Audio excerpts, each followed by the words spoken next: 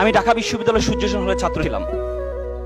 আমি যখন সূর্যসেন হলে পড়ি, আমাদের একটা নাইট গার্ড ছিল, আমাদের মামা ডাকতাম, নাইট গার্ড ছিল। তিনি সারা রাত ধরে ডিউটি দিতেন, সকালে পিঠা বিক্রি করতে। তা আমি বললাম, মামা আপনি সারা রাত ধরে ডিউটি দেন, সকালে আবার পিঠা বিক্রি করেন, আপনি ঘুমান কখন?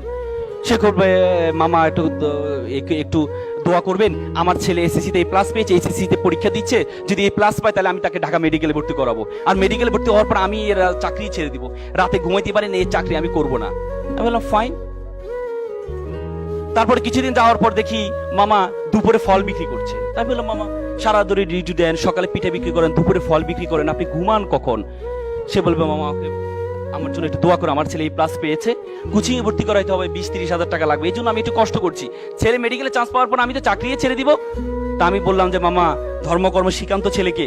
বলতে, ছেলে তো আসলে ফিজিক্স কেমিস্ট্রি পড়তে সময় পায় না, আমার ছেলে ভালো ছেলে, আমার ছেলে আবার কোনো সমস্যা নেই, ও আবার ওইসব ঝামেলাতে নেই।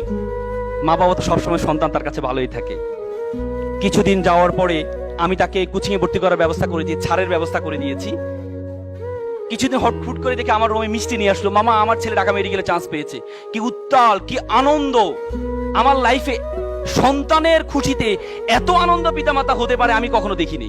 মনে হচ্ছে যেন সে মেডিকেলে চান্স পেয়েছে।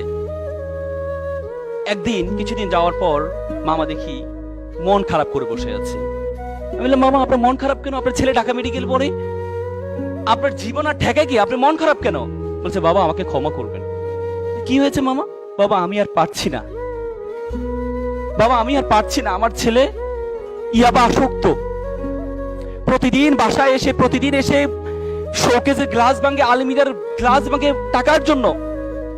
বাবা আমি বিশ্বাস করেছিলাম আমি যখন অসুস্থ হব আমার ডাক্তার ছেলে আমাকে সুস্থ করবে, আজকে আমি সুস্থ মানুষকে আমার ছেলে অসুস্থ বানিয়ে দিচ্ছে। এমন ডাক্তার ছেলে তো আমি চাইনি। আমার ছেলে যদি দিন মজুর হতো, আমার ভাইয়ের ছেলে দিন মজুর, সারাদিন কাজ করে এসে মা বাবার সাথে একসাথে খাওয়া দাওয়া করে, এমন ডাক্তার ছেলে তো আমি চাইনি, এমন অসভ্য ছেলে তো আমি চাইনি।